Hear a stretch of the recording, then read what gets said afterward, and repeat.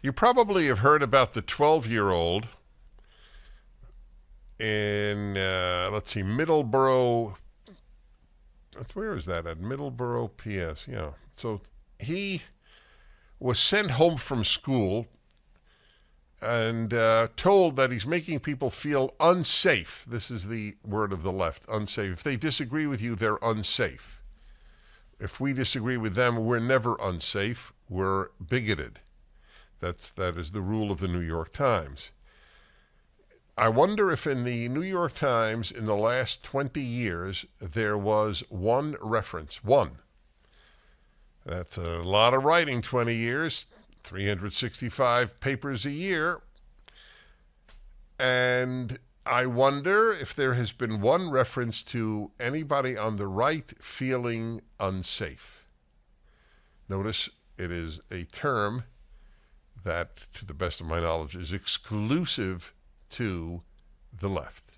They feel unsafe, which means disagree. You know, in the 1990s, I published a piece in the Wall Street Journal on a glossary of left-wing or liberal terminology. I need to do a new one.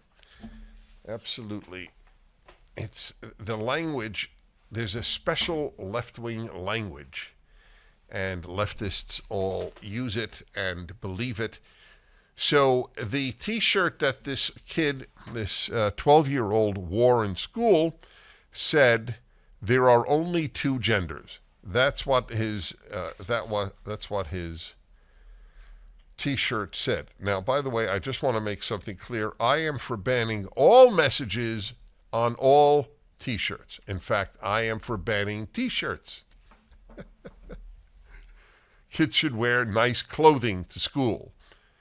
But the left has deep contempt for school. School is solely used for indoctrination, not education. So they don't care what you wear.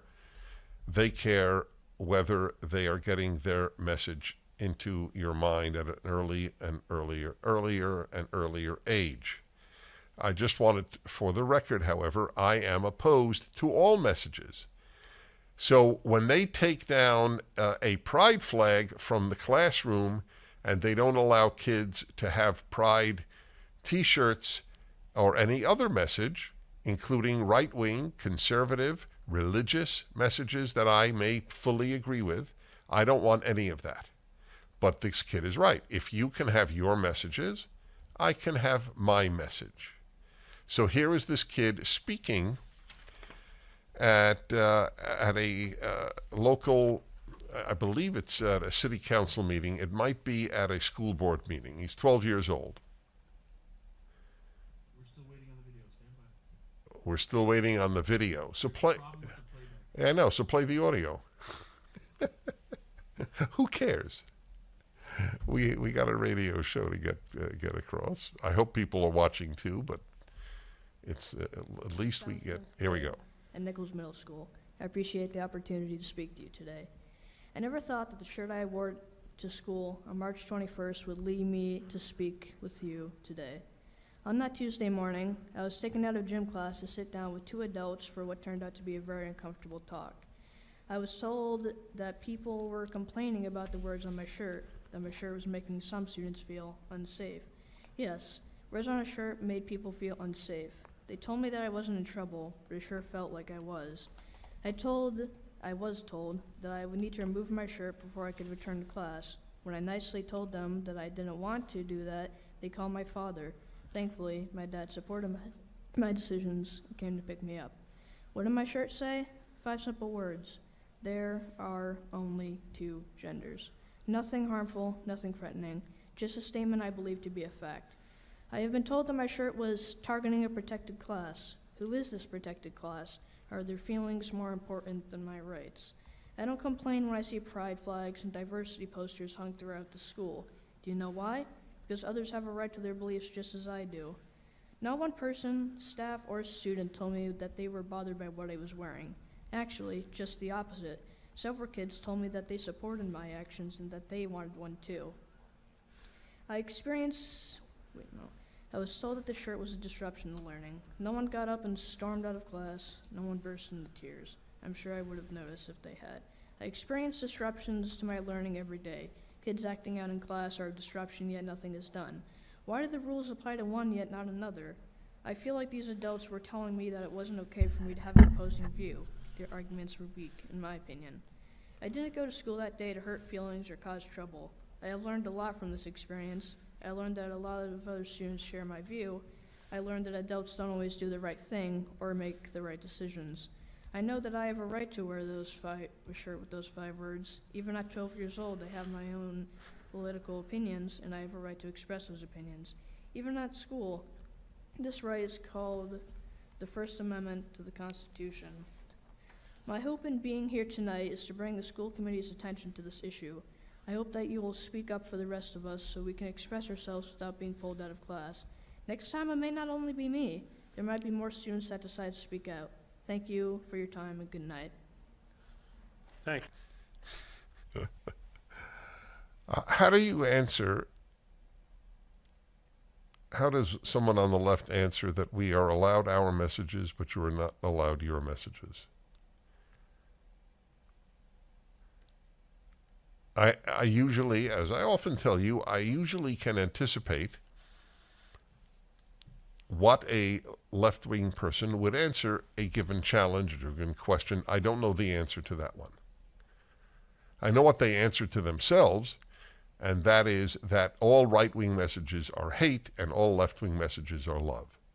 That is how they answer it for themselves. But how would they answer it for those of us who believe it's the opposite, that most left-wing messages are hate and most right-wing messages are not hate? Why is there are only 2 genders hate? Who do we hate? We hate people who claim that they are neither gender. Remember, the trans community does not disagree that there are 2 genders. The overwhelming majority of trans people deeply believe that there are only 2 genders. That's the entire reason that they have transitioned. They've transitioned to the other sex.